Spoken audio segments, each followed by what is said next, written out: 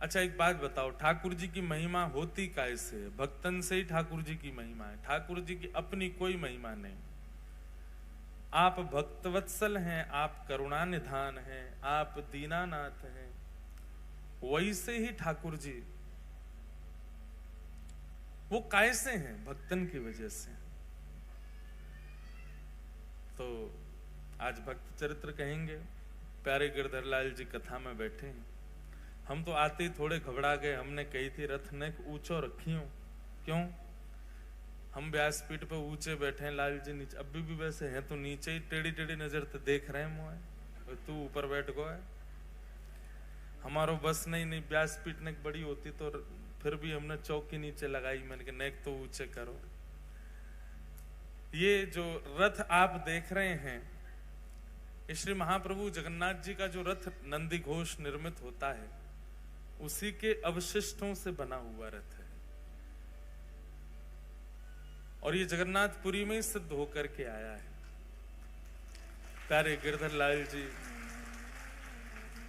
इसी में ही विराज करके रथ यात्रा अपनी करते हैं। बंधुओं, कल हमने कीर्तन गाया, उसके बाद में बहुत लोग चले गए, पर उसके बाद भी हमारी मन तो था कि कथा कहें। आपको लगा कि कीर्तन हो गया तो कथा हो गई, पर कल रथ की महिमा थोड़ी बहुत बताई थी। आपको पता है श्री महाप्रभु जगन्नाथ जी का जो रथ है, कल हम उसके विषय में थोड़ी चर्चा कर रहे थे। जैसे पंचभूत से हमारा शरीर बनता है, ऐसे पंच रत्नों से महाप्रभु जगन्नाथ जी का रथ निर्माण होता है। सबसे पहला काष्ठ, लकड़ी का प्रयोग होता है। दूसरा होता है रंग, जो रोगन आदि किए जाते हैं। तीसरा होता है वस्त्र, जो ऊपर की जो शिखर है ठाकुर जी का, वो वस्त्रों से ही निर्मित होता है। और चौथा होता है जंबूरा, यानी कि माला, पुष्प, पत्र आदियों से ठाकुर जी का रथ सजता है। और अंतिम धातु, कहीं कहीं लगाने के लिए कील आदि जो लगाई जाती हैं पूरे रथ पर।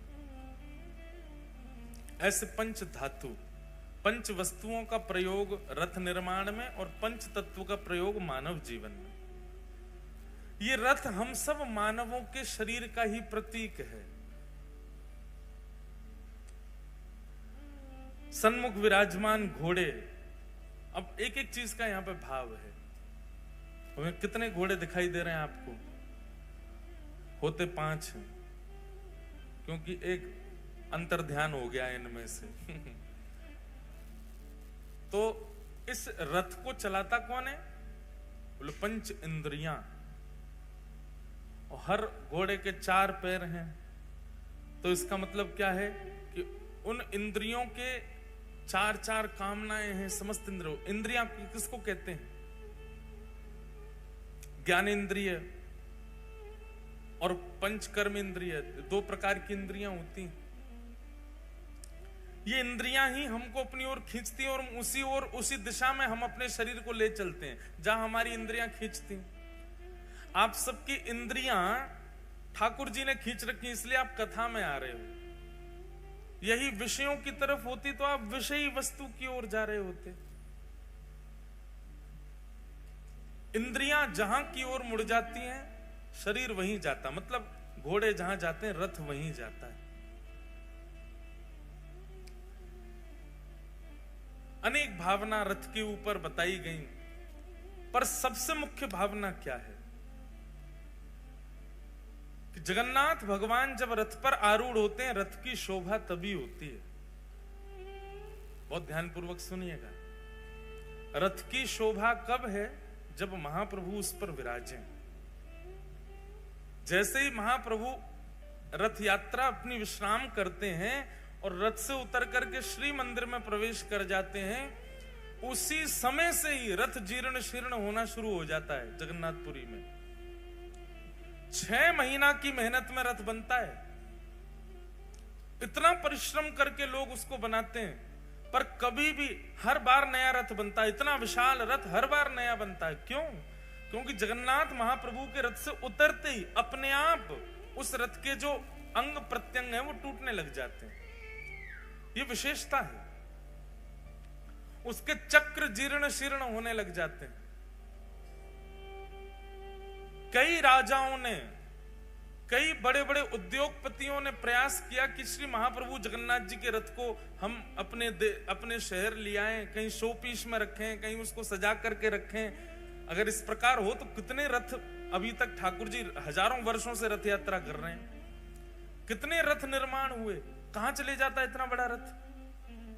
उसी दिन से ही टूटना, अपने आप टूटना लग जाता है।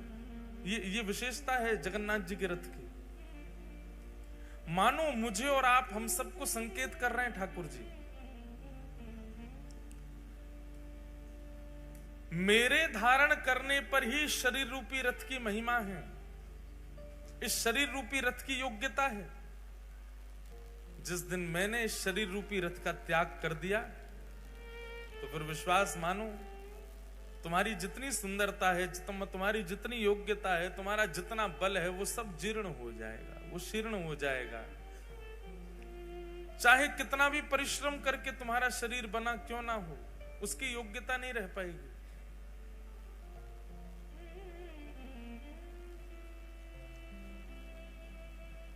एक बार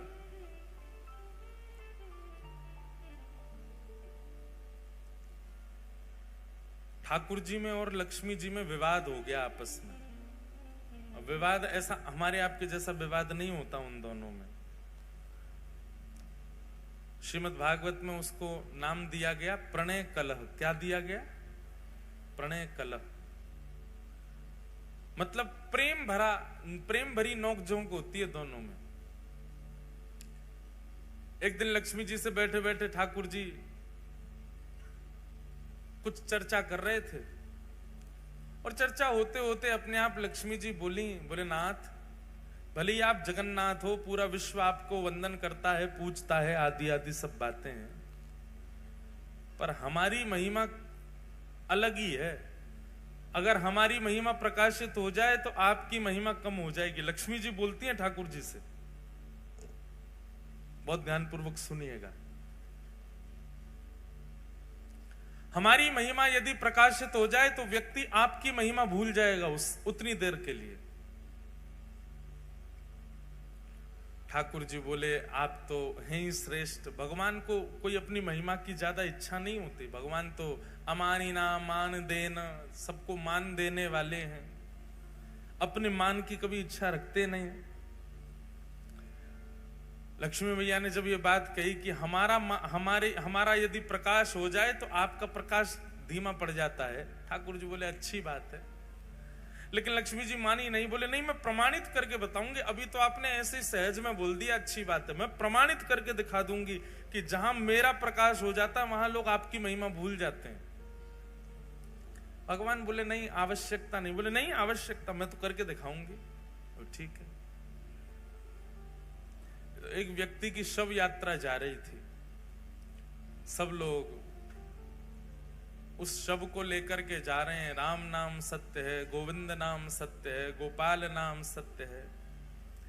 लक्ष्मी जी ठाकुर जी से बोली देखो आपकी महिमा। सब जा रहे हैं लेकर के ठाकुर जी को, सब लेकर के जा रहे हैं उस शव को, आपकी महिमा गाते हुए जा रहे हैं। देखो अब मैं अपना प्रकाश कर दूं। बोले करो। इतने में ही लक्ष्मी ने धन वर्षण कर दिया। आगे सोना चांदी गिरने लगे, आकाश में वर्षा हुई, सोने के सिक्के गिरे। जैसे सोना का सिक्का गिरे, महाराज जितनी शव यात्रा में चल रहे थे भगवान नाम गाते हुए, सब दौड़े जाकर के सिक्का बटोरने लगे। 4 लोग रह गए केवल वो अर्थी पे। उन चारों के मन में आया, बोले कि भैया इतना सारा धन गिर रहा है, राम नाम सत्य बोलना तो सब बोले ही गए। अर्थी वालों ने भी सोचा थोड़ी बहुत देर की वर्षा है, इकट्ठा कर लें, फिर तो पिताजी को ले ही जाना है शमशान। उन्होंने अर्थी नीचे धर दी, वो भी दौड़े, उन्होंने भी जाके सिक्का बटोरे, जेब में भर लिए अपने। लक्ष्मी जी बोली ये है मेरी महिमा। अंत काल में किसी को लेकर के जा रहे हैं, आपका नाम गाते हुए जा रहे हैं, लेकिन मेरी महिमा के आगे देखो आपके नाम की महिमा भी फीकी पड़ गई। ठाकुर जी जगन्नाथ जी मंद मंद मुस्काए, मंद मुस्कुरा करके बोले, सुनो देवी, ये सब तो भगे, वो अर्थी वाला क्यों नहीं भगा? जय हो पधारो। वो अर्थी वाला क्यों नहीं भगा? ये सब तो भागे हैं, वो एक व्यक्ति क्यों रह गया? महिमा है तो सब पे होनी चाहिए, आपकी सब पे बरसनी चाहिए। लक्ष्मी जी बोली, उसके अंदर प्राण नहीं है। बोले, प्राण नहीं, उसके अंदर मैं नहीं। प्राण कौन है? आत्मा कौन है? बोले, मेरा ही तो स्वरूप है। आपकी महिमा भले ही होगी, पर आपको पाने भी व्यक्ति तब जाएगा जब मैं चित्त में हूं। मैं ही नहीं रहूंगा तो वो आपके पास भी नहीं जा सकता। ये वास्तव में लक्ष्मी जी आपकी महिमा नहीं है, ये तो मैं अपनी पत्नी को जहां देखता हूं तो मेरे मन में भाव आ जाता है कि ओहो, ये बेचारी यहां पड़ी हैं, यहां रखी हैं, यहां व्यवस्थित हैं, इनको उठा लो। लेकिन जब मैं ही त्याग देता हूं तो फिर आपकी महिमा कैसे बढ़े? लक्ष्मी जी चरणों में गिर गई, कान पकड़े, बोले, सॉरी, हमको क्षमा कर दो। ऐसे रथ आरूढ़ होकर के ठाकुर जी हम आप सबको ये संकेत करते हैं कि भैया, इस विश्व में आपके आने का एकमात्र उद्देश्य है। रथ कितना भी सुंदर है, रंग रोगन कितना भी अच्छा है, वस्त्र कितने भी अच्छे लगे हैं, घोड़े कितने मजबूत हैं, सारथी कितना अद्भुत है, आपका शरीर जो है वो कितना सुंदर है, कितना योग्य है, कितना श्रेष्ठ है, कितना भरपूर है, वो सब श्रेष्ठताओं से परिपूर्ण है। परंतु रथ की ओर दृष्टि और रथ के प्रति आकर्षण तभी होता है जब उस पर श्री जगन्नाथ जी विराजते हैं। बोले, तुम्हारे माथे पर जिस दिन उर्ध्वपुंड विराजमान हो जाएगा, जिस दिन कंठ में कंठी माला तुलसी की विद्यमान हो जाएगी, हाथ में नाम जप माला आ जाएगी और मुख पर निताई गौर हरि बोल, निताई गौर राधे श्याम, जपो हरे राम, जब मेरा नाम संकीर्तन होगा तभी तुम्हारी महिमा है। और जिस दिन मैंने तुम्हारा त्याग कर दिया, उस दिन ही जीर्ण हो जाना है, उसी दिन ही टूटना प्रारंभ हो जाना है तुम्हारा। इसलिए मुझे धारण करो, मुझे विराजमान करो। आज हमारा परम सौभाग्य, प्यारे गिरधर लाल जी रथ में विराजमान हुए हैं और आज कथा में हरिद्वार से, भगवत धाम से परम पूजनीय प्रातः स्मरणीय हमारे पूज्य श्री मस्तराम बाबा, जिनको भगवत धाम वाले पूज्य महाराज जी, परम पूजनीय प्रातः स्मरणीय बड़े महाराज जी स्वामी श्री विवेकानंद जी महाराज का खूब आशीष प्राप्त है। ऐसे परम पूजनीय श्री रविंद्रानंद जी महाराज हमारे मध्य पधारे हैं। महाराज जी का बहुत बहुत स्वागत, बहुत बहुत अभिनंदन। ऐसे स्वागत करते हो आप लोग, बोलो जय जगन्नाथ। सब लोगों ने बताओ, हाँ, ऐसे होना चाहिए कि महाराज संतन को भी लगे कि हाँ, हिसार में उत्सव चल रहा है। साथ ही हमारे श्री राधारमण गोस्वामी श्री मयंक जी महाराज तो विराज ही रहे हैं, साथ में रवीश जी भी विराज रहे हैं। आज हमारे मध्य में पूज्य श्री नवनीत जी महाराज भी पधारे हैं, नवनीत भैया पधारे हैं। आप जैसे आपको नाम है वैसे ही आपको गुण है, नवनीत ही है, नित्य नूतन नित्य प्रिय ठाकुर जी को श्री नवनीत जी। ऐसे नवनीत जी महाराज पधारे हैं, साथ में एक महाराज जी और विराज रहे हैं। सब संतों को वंदन है, सबको बारंबार प्रणाम। बंधुओं, महाराज जी बोले मंच पर जाओ तो हमारी कथा का अनाउंसमेंट कर देना। 22 नवंबर से लेकर के 22 से ही है ना महाराज जी की, 25 से 22, 23, 24, 25, 26, 27, 28 तक, 22 से 28 नवंबर श्री मद्भागवत की कथा हापुड़ में, उत्तर प्रदेश के हापुड़ में महाराज जी के सानिध्य में हो रही है। जो लोग भी सुन रहे हैं और जो भी यहाँ पर हापुड़ के आसपास के हैं, सब लोग हापुड़ आइएगा।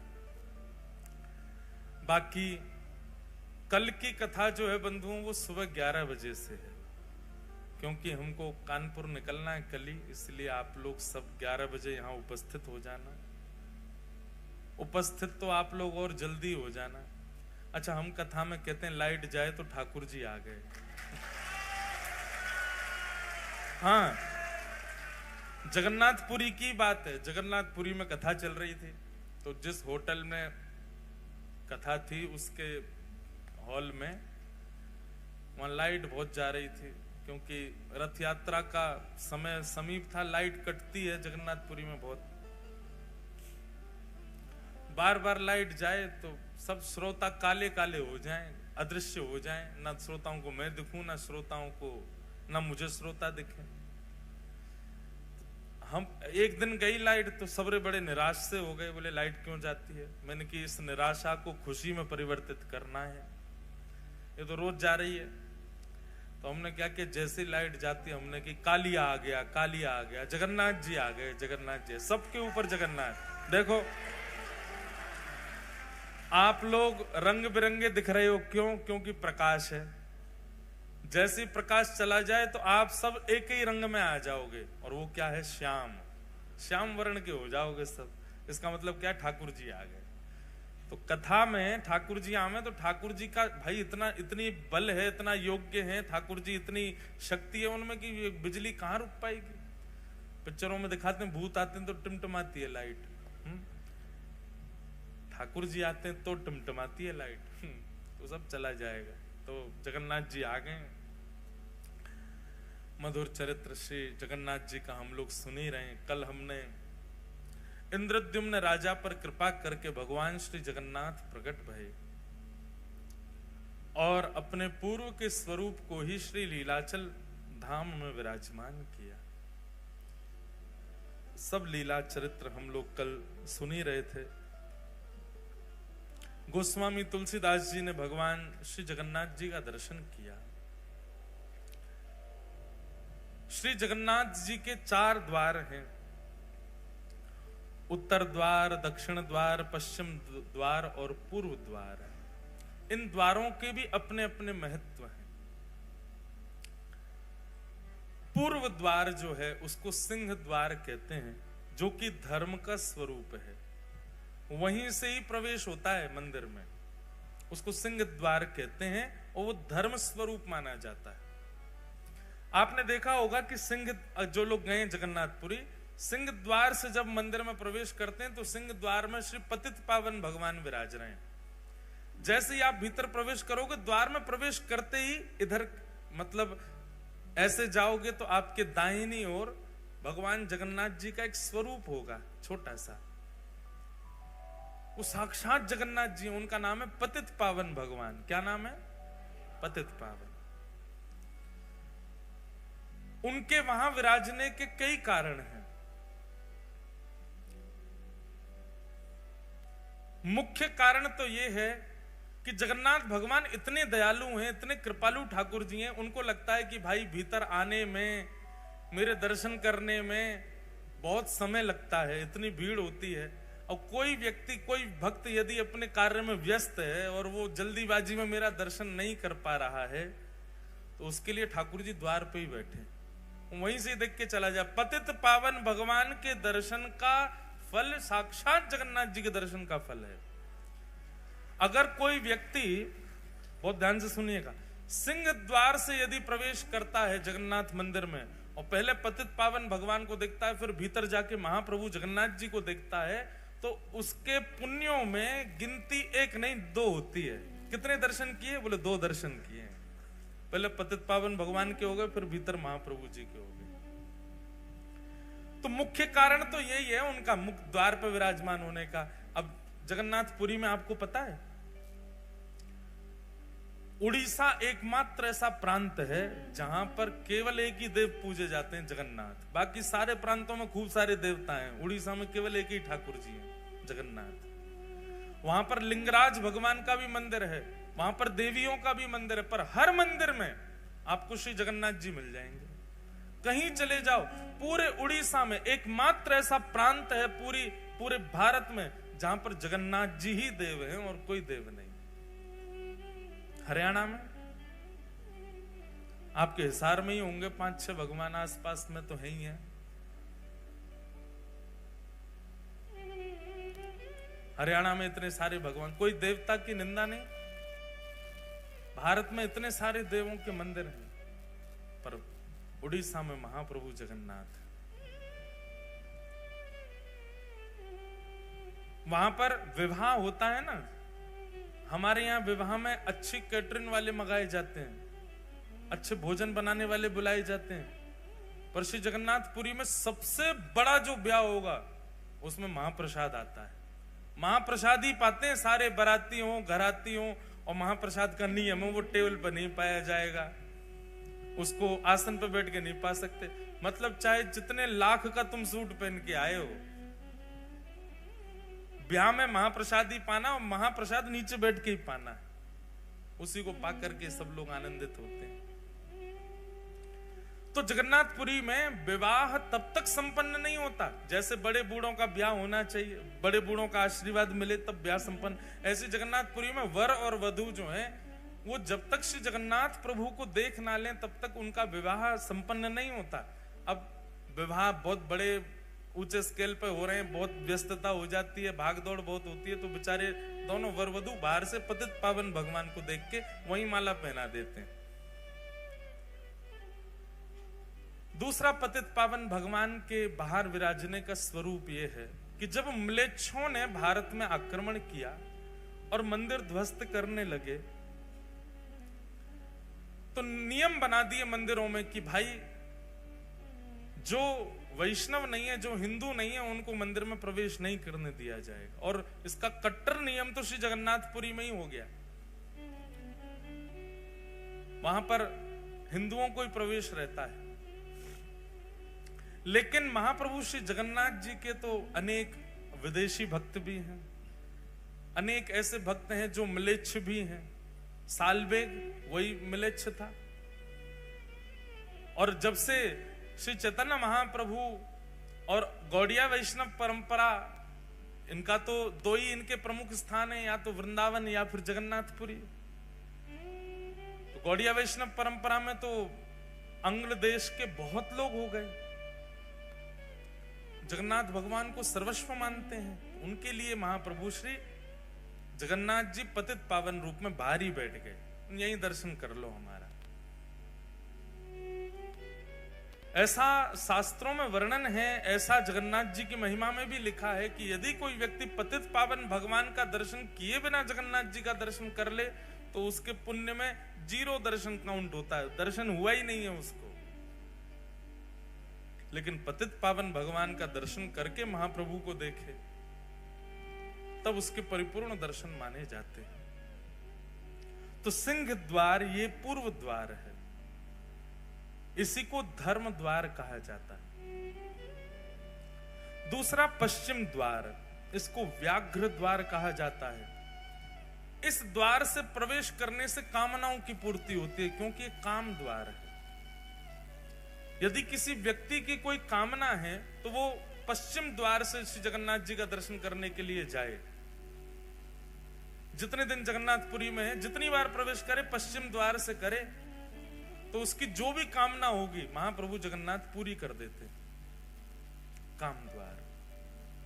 तीसरा है उत्तर द्वार, इसको कहते हैं हाथी द्वार, और इसका अर्थ क्या है, बोले मोक्ष द्वार। इस द्वार से प्रवेश करना और दर्शन करके निकलने से ये मोक्ष द्वार है, इससे मुक्ति की प्राप्ति होती है। और दक्षिण द्वार अश्व द्वार है। अश्व द्वार, इस द्वार से प्रवेश करके दर्शन करने जो व्यक्ति जाता है उसको अर्थ की प्राप्ति होती है, धन मिलता है। पर हरि नाम जिसके चित्त में है, हरि जिसके भीतर विद्यमान है, वो किसी भी द्वार से प्रवेश कर जाए उसको चतुर्विध पुरुषार्थ नहीं मिलता है। जैसे जिसके चित्त में कामना नहीं है, जिसके चित्त में मोक्ष की इच्छा नहीं है, जिसके चित्त में अर्थ की कामना नहीं है, वो किसी भी द्वार से प्रवेश कर जाए, उस द्वार की महिमा जाने बिना प्रवेश कर जाए, तो उसको पंचम पुरुषार्थ की प्राप्ति होती है। पंचम पुरुषार्थ क्या है? प्रेम। श्री जगन्नाथ जी उसको प्रेम प्रदान करते हैं। इस प्रकार महाप्रभु श्री जगन्नाथ जी के ये 4 द्वार हैं। इन 4 द्वारों से श्री जगन्नाथ जी के दर्शन करने को वैष्णव जन प्रवेश करते हैं, दर्शन करने भीतर जाते हैं। महिमा बहुत सारी है, सब प्रकार के तीर्थ अंदर विद्यमान हैं। महाप्रभु जगन्नाथ जी के समस्त देवी देवता अंदर ठाकुर जी के पास बैठे हैं। फिर आज क्या है? एकादशी। अब लोग एकादशी के लिए बहुत प्रश्न करते हैं कि श्री जगन्नाथपुरी में एकादशी का महत्व क्यों नहीं है? ऐसा नहीं है कि महत्व नहीं है, एकादशी का बहुत बड़ा महत्व है, पर वहां व्रत नहीं किया जाता। अगर एकादशी के दिन आप श्री जगन्नाथ धाम में हैं, तो उस दिन स्कंद पुराण में कहते हैं, बाकी के दिन महाप्रसाद पाओ पेट भर के, लेकिन एकादशी के दिन महाप्रसाद पाओ आकंठ। गला आपका यहां तक भर जाना चाहिए, जितनी भूख लगे वहां से ज्यादा पाओ। क्यों?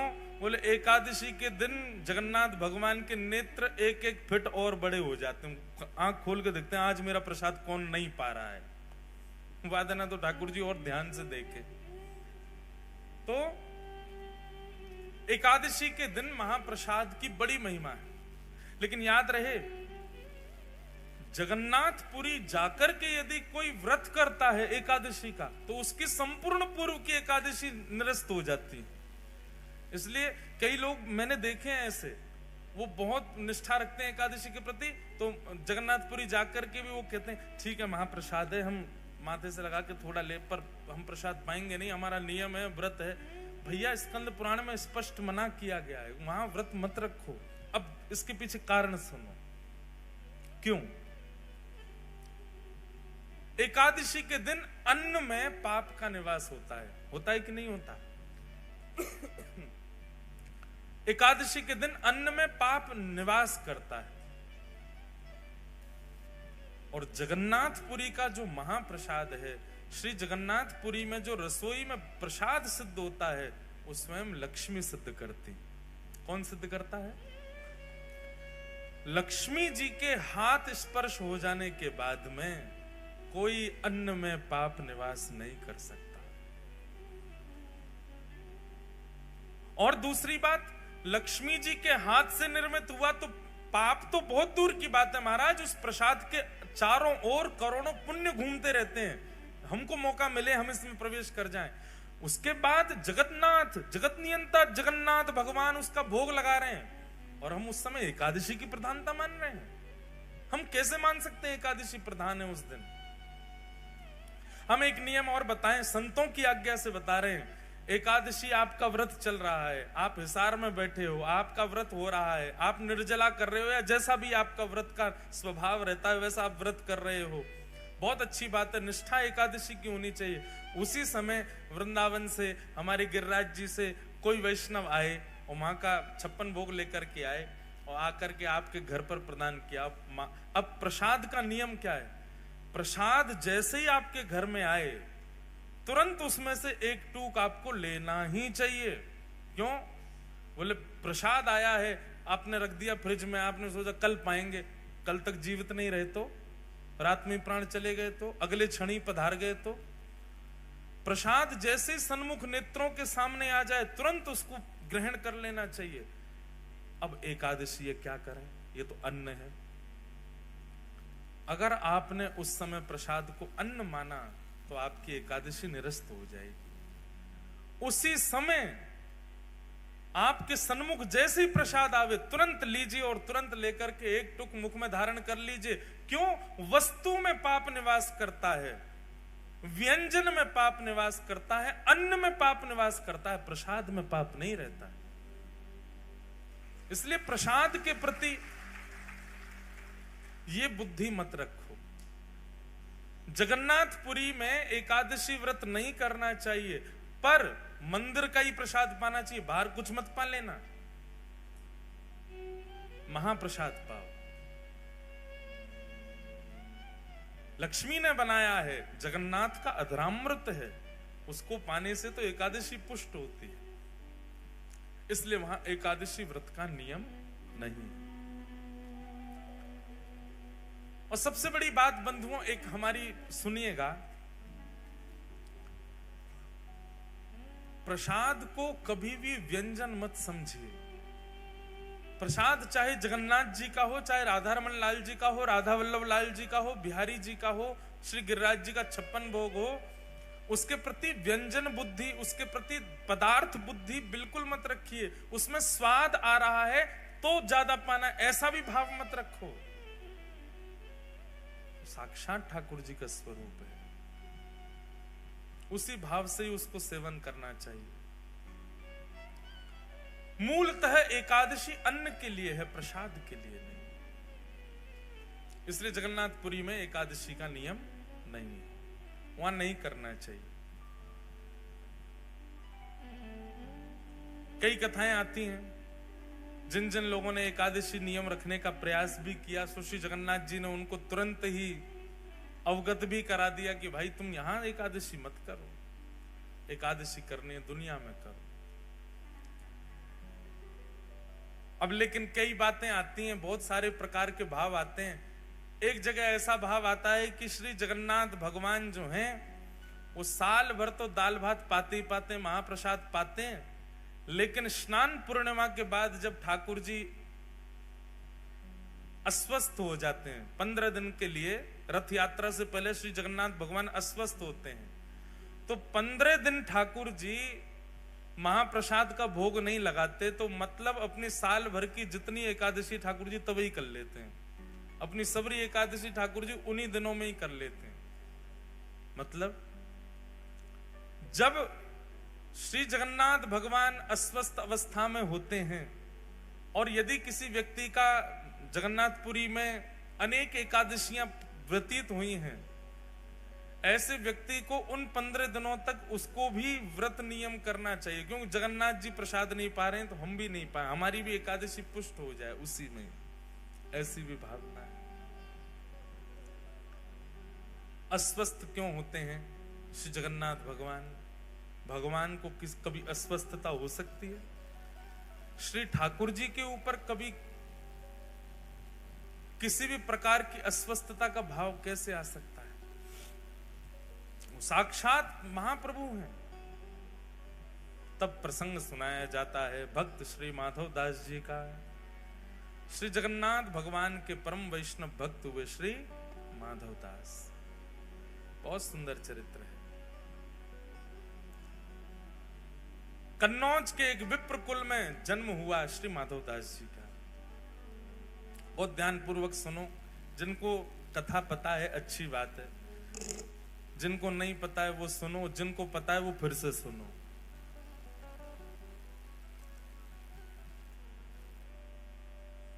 मार्ग दे दो भैया, माताएं बहनें जा रही हैं, सब लोग इधर देखो, कथा सुनो।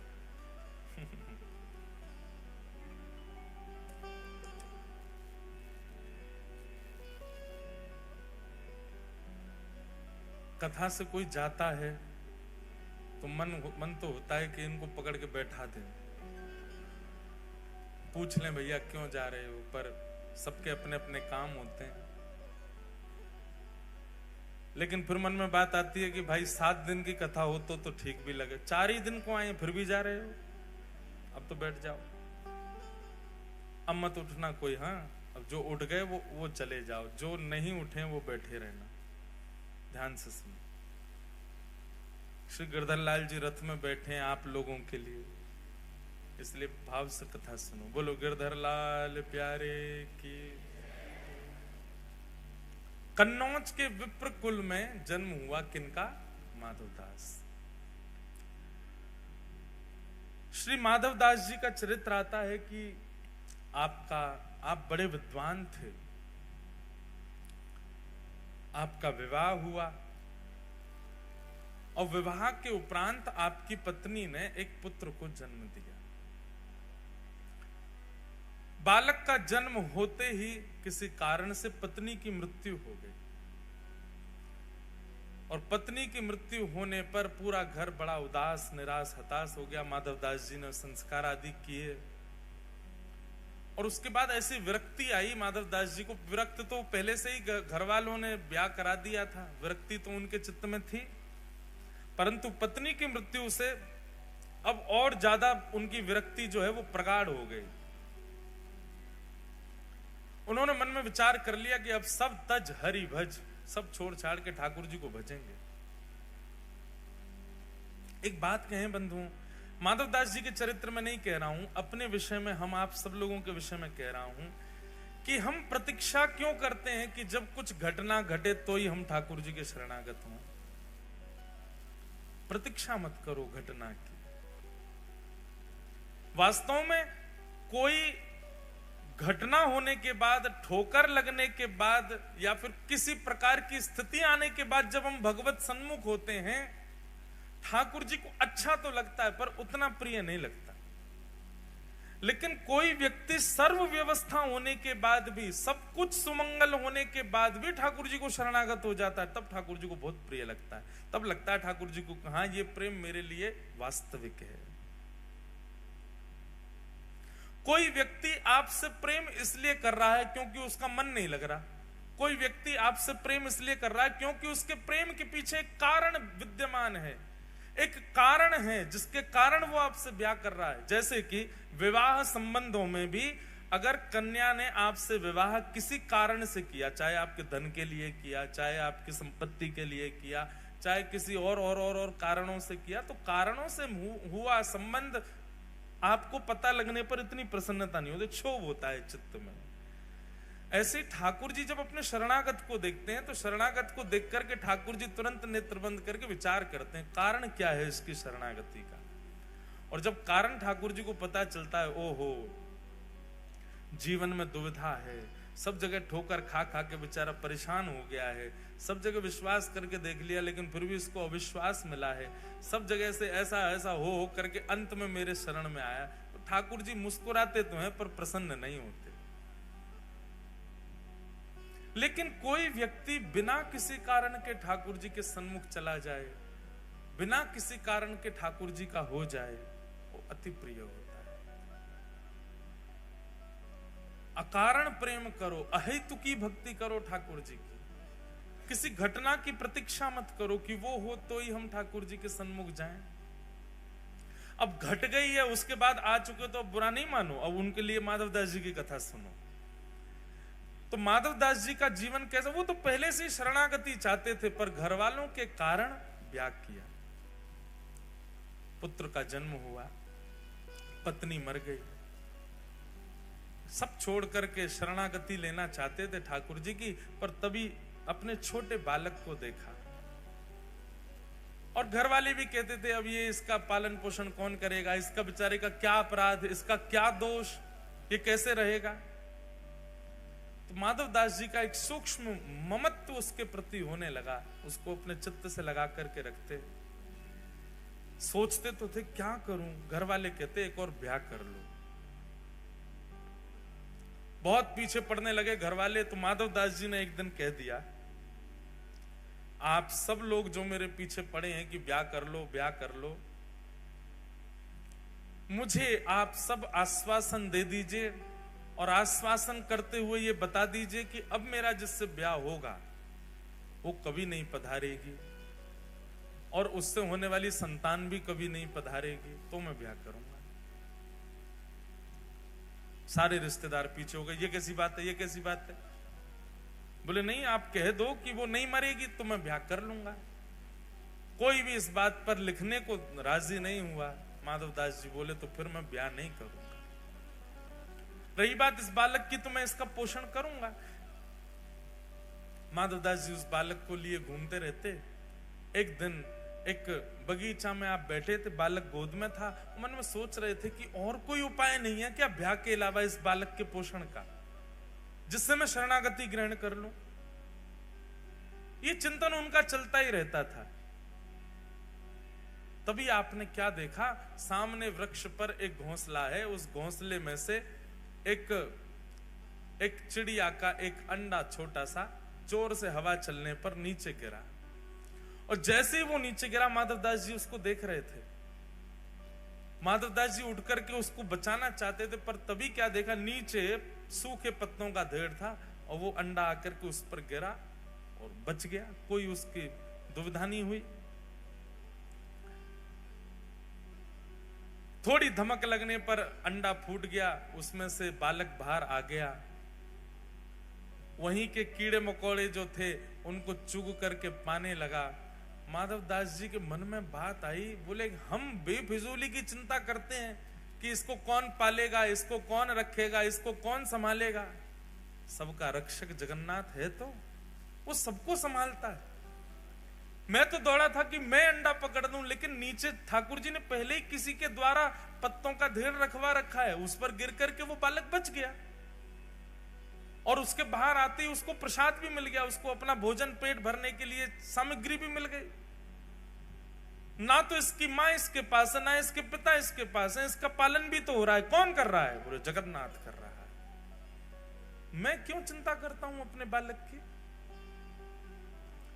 और उसी समय अब देखो, संसार की दृष्टि में इसको गलत माना जाएगा। इसमें क्या माना जाएगा? अपने कर्तव्य से भाग गया। पर वैष्णव दृष्टि में जब विश्वास प्रगाढ़ हो जाता है ना, तो व्यक्ति सब त्याग ही देता है। फिर चाहे पत्नी हो, बच्चे हो, परिवार हो, कोई भी हो। हम आपको आज्ञा नहीं दे रहे हैं या आपको प्रोत्साहित नहीं कर रहे सब त्यागने को। जिस दिन चित्त में प्रगाढ़ भक्ति प्रकट होगी, आपको कोई बोलेगा नहीं त्याग करो, आप अपने आप छोड़ दोगे सबको। इसीलिए हम बार बार कथा में कहते हैं, ज्यादा कथा मत सुनो, ज्यादा बार बार मत सुनो। क्यों? क्योंकि त्याग की स्थिति बहुत बढ़ जाएगी। अभी युवा बहुत आते हैं कथाओं में, और उन युवाओं की स्थिति ऐसी होती जा रही है। जलंधर में अभी हाल देखते आप, वहां बालक ऐसे हो गए कि वो अब संग ही भगने को तैयार हैं। जहां कथा हो वहीं चल देंगे, जहां आप जाओगे वहीं चल देंगे। ये प्रारंभिक त्याग, दो प्रकार के त्याग आते हैं। एक प्रारंभिक त्याग जो होता है उसमें भी सब छोड़ने का मन होता है, पर उस समय रुकना चाहिए। वो नया नया त्याग है, नए नए त्याग में छोड़ने का मन होता ही है। कुछ समय प्रतीक्षा करो तो फिर समझ में आता है कि अभी त्याग वास्तविक आया नहीं है। लेकिन जो बाद का त्याग आता है, जिसमें पूर्ण शरणागति ठाकुर जी के प्रति आपको दृष्टिगोचर होने लग जाती है, वो त्याग उचित है।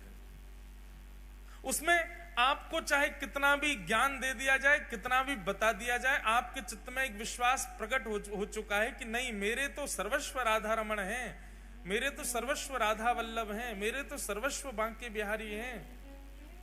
उस समय किसी की भी बात, किसी भी गुरु की आज्ञा, किसी भी माता पिता की आज्ञा, किसी भी परिवार के बंधन, वो सब आपको दिखेंगे नहीं, आपको केवल ठाकुर जी दिखेंगे। तब समझो कि अब ये विश्वास पूर्व शरणागति वाला वैराग्य है। उस समय आप नहीं रुकोगे, फिर आप चले ही जाओगे। और ये सबके चित्त में नहीं आता। जिसको ठाकुर जी स्वीकार करते हैं उसी के चित्त में ऐसा वैराग्य आता है।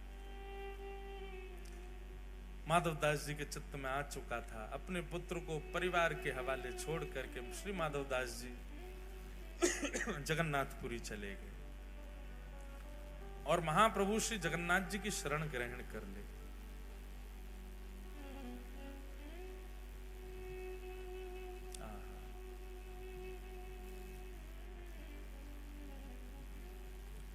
गिरधर ही गुणगान मेरे तो, गिरधर ही गुणगान,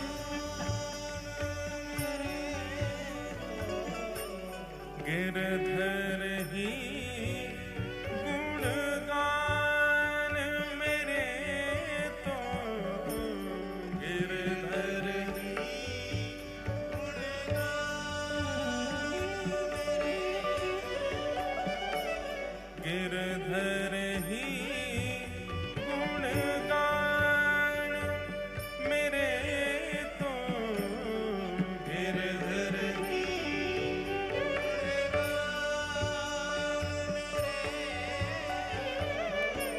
यह मूरत खेलत नैनन में, सब लोग गाओ। श्री अष्टछाप के सखा कृष्णदास जी का पद है, जब स्थिति ऐसी हो जाएगी तो फिर कोई और भाएगा ही नहीं, सब छोड़ के जाने का ही मन होगा। यह मूरत खेलत नैनन में, यह मूरत खेलत,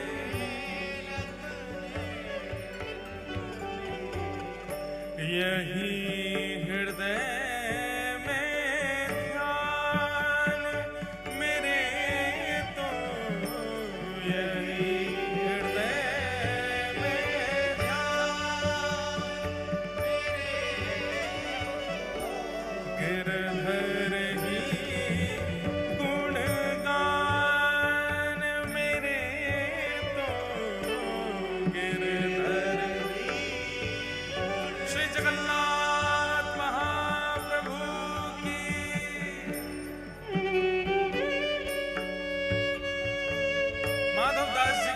हो चुकी है ऐसी।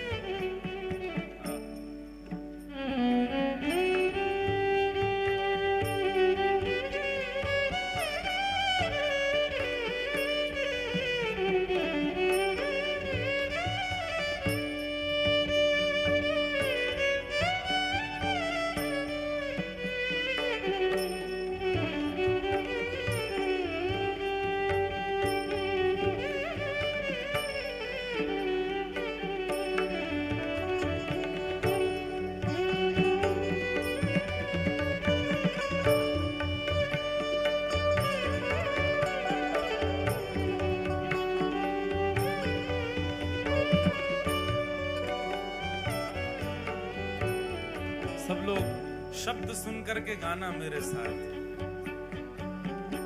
चरण रेणु चाहत मन मेरो, चरण रेणु चाहत मन मेरो, चरण रेणु चाहत मन मेरो, चरण रेणु चाहत मन मेरो।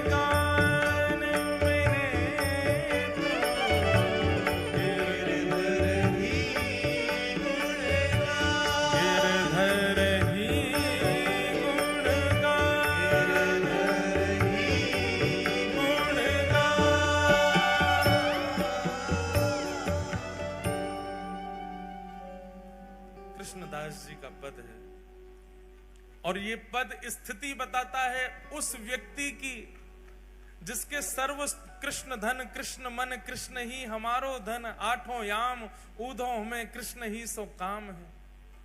जिसकी स्थिति सर्वस्व श्री कृष्ण बन चुके हैं वो ऐसा ही हो जाता है। भैया एक बात हमारी सुनो, अपने ठाकुरों को, आप सबके घर में ठाकुर जी हैं, श्रृंगार एक बार को कम धारण करा दो चलेगो, भोग एक बार को सामान्य लगा दो चलेगो, पर ये रसिक जनों की वाणी जरूर सुनाओ, अपने ठाकुर के आगे बैठ के गाया करो।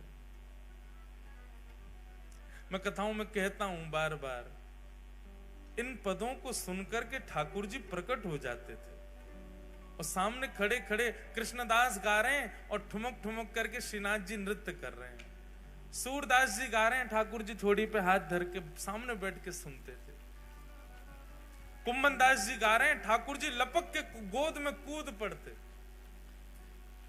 हितरवंश महाप्रभु गा रहे हैं, श्री ठाकुर जी लीला कर रहे हैं, स्वामी श्री हरदास जी गा रहे हैं और ठाकुर जी सामने बैठ के वंशी बजा रहे हैं। हमारे संग करते हैं हमारे ठाकुर जी ऐसा। इसलिए रसिक जनों के पद जरूर सुनाया करो। और लोग पूछते हैं कहाँ मिलेंगे, ढूंढो, कुछ तो करो, मेहनत करो, परिश्रम करके लाओ, अष्ट सखाओं के पद लाओ, स्वामी श्री हरदास जी के पद लाओ, हितरवंश महाप्रभु सेवक जी महाराज आदि के सबके पद लाओ, इन पदों को सुनाओ, जयदेव महाप्रभु का गीत गोविंद सुनाओ। माधवदास जी जगन्नाथपुरी आ गए। माधवदास जी का एक नियम था, बहुत ध्यानपूर्वक सुनना। माधवदास जी जब जगन्नाथपुरी गए तो 3 दिन तक महाप्रभु जगन्नाथ जी को उन्होंने दर्शन नहीं किया। जगन्नाथपुरी पहुंचे, पहुंचते ही जगन्नाथ जी का श्री मंदिर देख करके रोने लगे और रोते रोते समुद्र के किनारे बैठ गए और जाकर के अपने आप को कोसते हुए रुदन करने लगे। किसी ने पूछा माधवदास जी ने दर्शन क्यों नहीं किया? बोले माधवदास जी अपने मन में विचार कर रहे हैं, मैं 21 वर्ष का हो गया, अपने 21 वर्ष मैंने विषय भोग में व्यतीत कर दिए, जगन्नाथ जी की शरण में पहले क्यों नहीं आया? इस उदासी से बैठे जगन्नाथ वहां समुद्र के तट पर जाके और अपने आप को दंड दे रहे हैं, ना कुछ पा रहे हैं, ना कुछ पी रहे हैं, ना कुछ पा रहे हैं, बस एक निष्ठ होकर रुदन करते जा रहे हैं और बार बार स्वयं को कोस रहे हैं, मैंने 21 वर्ष निकाल दिए। अरे तो भाई किसी ने कहा माधवदास जी को प्रसन्न हो जाना चाहिए, अब तो आ गए शरण में। बोले अब जीवन का कोई पता है क्या? मेरे जीवन के केवल इतने ही दिन हो, 21 वर्ष 6 दिन की मेरी आयु हो, तो इसका मतलब अब शेष 3 ही दिन रह पाऊंगा मैं ठाकुर जी की शरण में। 21 वर्ष तो मैंने विषय भोग में निकाल दिए। इस बात से परेशान होकर रोने लगे। अच्छा, माधवदास जी ने कोई 3 दिन का नियम नहीं लिया था, माधवदास जी तो मृत्यु पर्यंत अनशन पर बैठ गए समुद्र के तट पर जाके कि मैंने अपना जीवन व्यर्थ कर दिया, ठाकुर जी की शरण में पहले नहीं आया।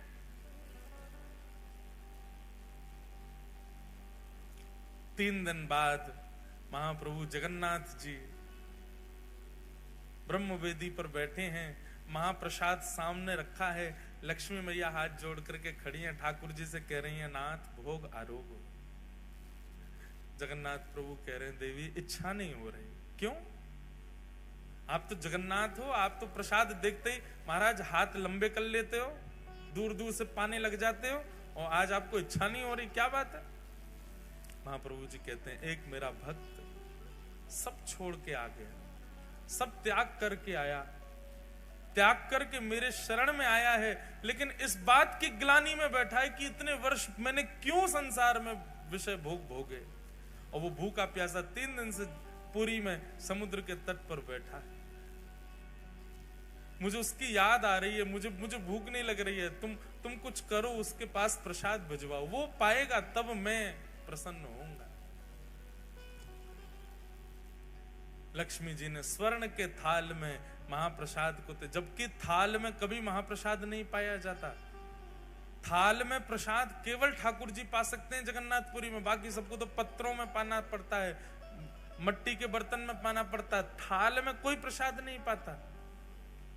लेकिन सन्मुख का थाल जिसमें महाप्रभु जगन्नाथ भोग लगाते हैं, वही थाल जगन्नाथ जी के अधुरामृत से युक्त थाल एक बालक का रूप धारण करके माधव दास जी के पास ले जाया गया और माधव दास जी के पास रख करके कहा, बोले कि आप ही माधव दास हैं? स्वर सुनकर के बोले हाँ जी मैं ही हूं। बोले श्री ठाकुर जी ने आपके लिए प्रसाद भेजा है मंदिर से, पा लीजिए। माधव दास जी तो महाराज प्रसाद देखने में व्यस्त हो गए, बालक अंतर ध्यान हो गया, प्रसाद देख करके इतने प्रसन्न हो गए, बोले ठाकुर जी ने प्रसाद भेजा, तुरंत प्रसाद पा लिया। प्रातः काल होते ही मंदिर में थाल नहीं मिला, सब जगह हाहाकार मच गई, पुजारियों पर प्रश्न चिन्ह उठाने लगे।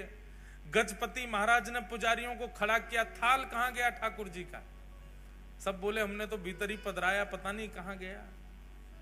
ठाकुर जी ने गजपति राजा को स्वप्न आदेश दिया, बोले चिंता नहीं करो, समुद्र के तट पर माधव दास नाम के भक्त हैं, उनके पास ही वो थाल में नहीं भिजवाया था, क्योंकि वो 3 दिन से अनशन पर बैठे थे। ये खबर सुनते ही सब पुजारियों सहित गजपति राजा गए और समुद्र तट पर देखा माधव दास जी बैठे हैं, प्रसन्न मुद्रा में, स्वर्ण का थाल रखा है, प्रसाद पा चुके हैं। सब ने जाके दंडवत किया और कहा महाराज आप दर्शन के लिए चलो। समस्त पुजारी और गजपति राजा माधव दास जी को लेकर के मंदिर में जैसे ही गए, मंदिर में माधव दास जी के प्रवेश करते ही ब्रह्मवेदी पर बैठे श्री जगन्नाथ झूमने लगे, ऐसे आनंदित होने लगे माधव दास को देख के।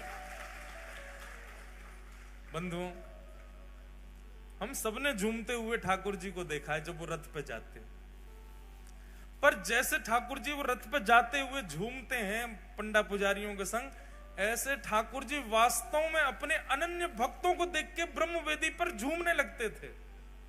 कितने प्रसंगों में मैंने देखा, माधव दास जी के प्रसंग में देखा, यहां सालवेग के प्रसंग में देखा, रघुदास नाम के भक्त हुए उनके प्रसंग में देखा,